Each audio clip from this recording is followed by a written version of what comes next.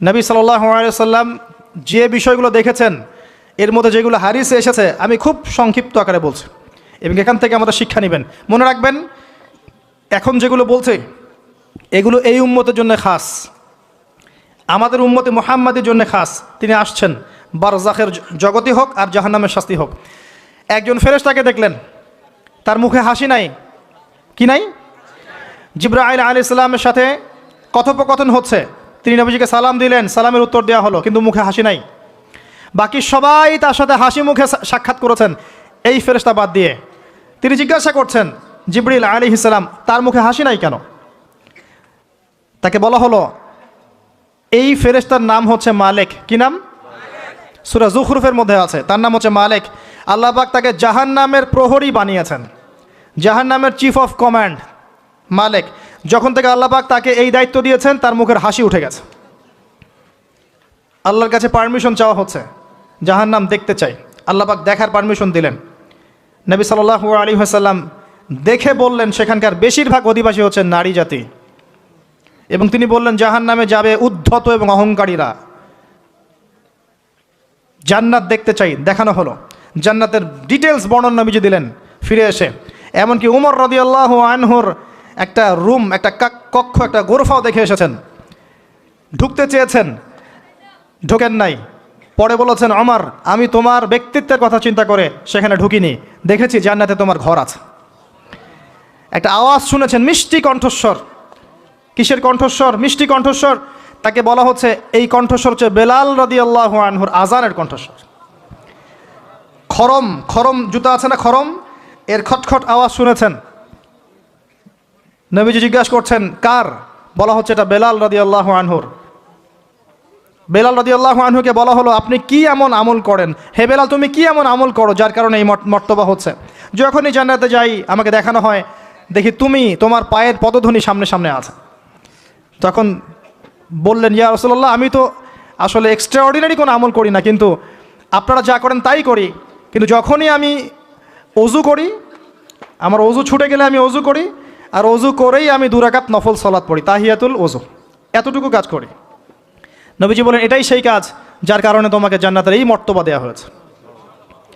নবীজি আসছেন, দেখানো হচ্ছে। এবার শোনেন, দেখানো হচ্ছে একদল মানুষ যাদের আঙ্গুলগুলো লম্বা লম্বা, তামার তামার লম্বা নখর, নখর বোঝেন? নখর। গাল এভাবে হ্যাঁচড়াচ্ছে, গাল, নিজের গাল নিজে হাঁচড়াচ্ছে এবং নিজের দেহ থেকে গোশত তুলে ফেলছে, ভক্ষণ করছে। নবীজি জিজ্ঞাসা করলেন সাল্লাল্লাহু আলাইহি সাল্লাম, এরা কারা? কি কারণে এদের শাস্তি হচ্ছে? তাকে বলা হলো এরা আপনার উম্মতের সেই সব ব্যক্তি যারা সবসময় গীবত আর সমালোচনায় ব্যস্ত থাকত। শিক্ষা নিয়ে নেন, আমার মনে হয় না আমার কিছু বলার প্রয়োজন আছে। এরা আপনার উম্মতের সেই সব ব্যক্তি যারা আপোষে গীবত, অপবাদ এবং সমালোচনায় ব্যস্ত থাকতো। তার মানে এই উম্মতের একটা বড় সমস্যা হবে গীবত। এটা কিন্তু দেখে এসেছেন নবীজি, ফিউচার, তাই না? এটা বারজাখের শাস্তি চলছে, এটা অন্য একটা জগৎ যেটাকে আপনি এখানকার সময় স্থানকাল দিয়ে ব্যাখ্যা করতে পারবেন না। এটা টাইম ট্রাভেলিংয়ের মতো। নবীজি আসছেন সাল্লাল্লাহু আলাইহি ওয়াসাল্লাম, দেখছেন, listen to me very carefully. এবার নবীজি দেখছেন এক শ্রেণীর মানুষ, পেট এইরকম ফোলা, অট্টালিকার মতো পেট ফোলা, আর ভিতরে সাপ কিলবিল করছে, এবং এদেরকে রক্তে নদীতে ফেলে মাথাটা ফাটিয়ে দেওয়া হচ্ছে। নবী জিজ্ঞাসা করলেন সাল্লাল্লাহু আলাইহি ওয়াসাল্লাম, এরা কারা? মর্মান্তিক শাস্তি দেওয়া হচ্ছে, এরা কারা? এরকম শাস্তি দেয়া হচ্ছে, আপনি দেখলে আপনার কেমন লাগবে? নবীজিকে বলা হচ্ছে সাল্লাল্লাহু আলাইহি ওয়াসাল্লাম, এরা আপনার উম্মতের এই সব ব্যক্তি যারা ছিল সুদখোর, রিবাখোর। মানে এই উম্মতের অন্যতম বড় সমস্যা হবে রিবা, যেটা আমি বলেছি, প্রতিটা সেক্টরে রিবা। সবচেয়ে নিম্ন পাপ নিজের মায়ের সাথে জেনা করা, সবচেয়ে উচ্চ পাপ আল্লাহ এবং তার রাসূলের সাথে যুদ্ধ করা, এটা হলো সুদ। এবং এর বাস্তবতা হচ্ছে এই, ধনী দিন দিন ধনী হবে, গরিব দিন দিন গরিব হবে, এটা বাস্তবতা। রক্ত চুষে খাওয়া হয়, এই কারণে রক্তের নদীতে ফেলা হয়েছে। এবং সাপ খেয়েছে তারা, সাপ খেয়ে পেট ফুলিয়ে ফেলেছে। আমার মনে হয় না ব্যাখ্যা করার প্রয়োজন আছে। আর একটা হাদিস আগেই বলেছি, যে দেয়, যে নেয়, যে সাক্ষী থাকে, যে লিখে রাখে, সবাইকে সমানভাবে লানত করেছেন নবী সাল্লাল্লাহু আলাইহি ওয়াসাল্লাম। নবীর লানত নিয়ে হাউজে কাউসারের পানি কোশ্চিন কালো পাবেন না, কবরের উত্তর দিতে পারবেন না। এমনকি নবী সাল্লাল্লাহু আলাইহি ওয়াসাল্লামের সুপারিশ আপনার কপালে নাও জুটতে পারে, সতর্ক হয়ে যান। না খেয়ে থাকেন, সুদ খায়েন না। না খেতে খেতে না খেয়ে মারা যান, তাও সুদ খায়েন না। আর যদি আপনি আল্লাহর জন্য ছাড়তে পারেন, আল্লাহর জন্য ছেড়ে দেন, আল্লাহ পাক আপনাকে বেহিসাব রিজিক দেবে ইনশাআল্লাহ। যাররা পরিমাণ সন্দেহ করবেন না যে আল্লাহ কি দিবেন না দিবেন না, আল্লাহ পাক অবশ্যই দিবেন ইনশাআল্লাহ। ওয়া মান ইয়াতাওয়াক্কাল আলাল্লাহ ফাহুয়া হাসবুহ, যে আল্লাহর উপর তাওয়াক্কুল করে আল্লাহ পাক একাই তার জন্য যথেষ্ট। আল্লাহ পাক যথেষ্ট। ইয়ারযুকু মান ইয়াশা বিগাইরি হিসাব, আল্লাহ পাক বেহিসাব রিজিক দেন যাকে চান। মিন হাইসু লা ইয়াহতাসিব, এমন উৎস থেকে রিজিক দিবেন যে সে কল্পনা করে নাই। ছেড়ে দেন। কিন্তু বিশ্বের শুরু থেকে নিচ পর্যন্ত রিবা দিয়ে ভর্তি। একটা ছোট্ট গ্রামে যাবেন, দেখবেন একাধিক সুদী এনজিও কাজ করছে। এখন মা বোনরাও খুব বেশি সুদ খায়, ব্যাংকের মধ্য দিয়ে, সমিতির মধ্য দিয়ে, এইটা ওইটা ছল চাতুরি ঘুরিয়ে ফিরে কতভাবে যে খাওয়া হয় আল্লাহ ভালো জানেন। আল্লাহ পাক আমাদেরকে এই মহামারী থেকে হেফাজত করুন। সবচেয়ে বড় মহামারী চলছে বিশ্বে, এই ইকোনমিক মহামারী, রিবা কেন্দ্রিক মহামারী, যেটা মুসলিমের ইমান আমল সব ধ্বংস করে দিয়েছে।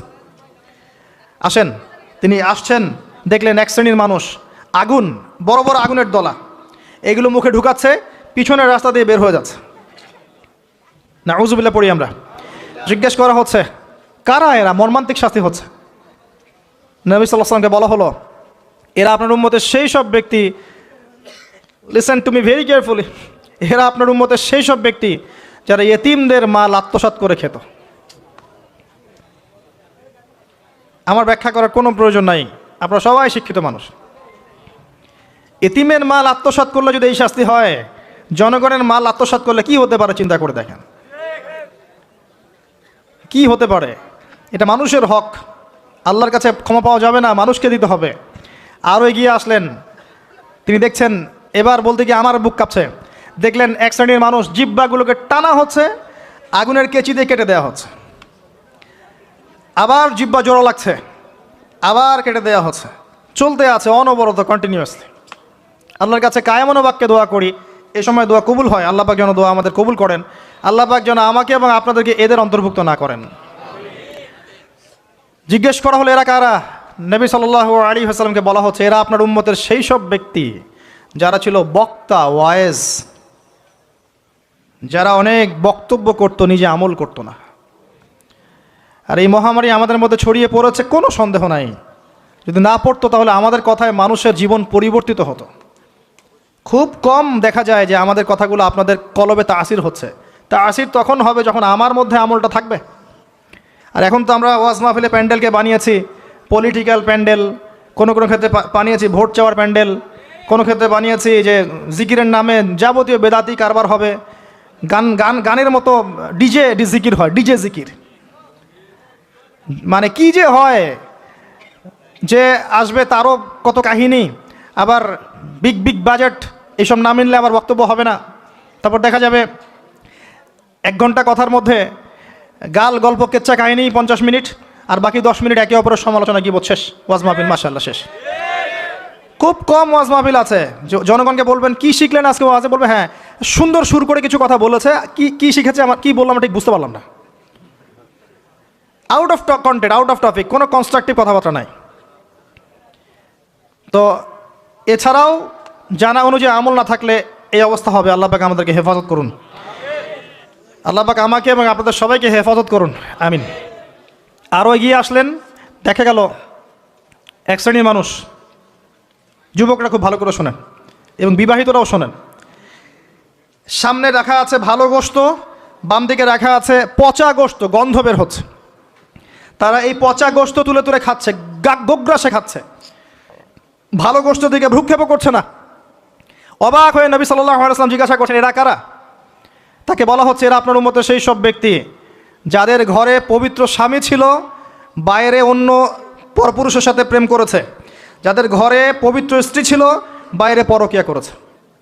আর একটা বলি, ঠিক এরপরেই নবী সাল্লাল্লাহু আলাইহি ওয়াসাল্লাম দেখলেন একটা চুলা দেখলেন, চুলার নিচের দিকটা হচ্ছে প্রশস্ত, মাথাটা সংকীর্ণ এরকম, মানে তন্দুর রুটি ভাজে দেখেছেন রুটি যে ভিতরে দেয় একটা এরকম গোল চুলা থাকে, সামথিং লাইক দ্যাট।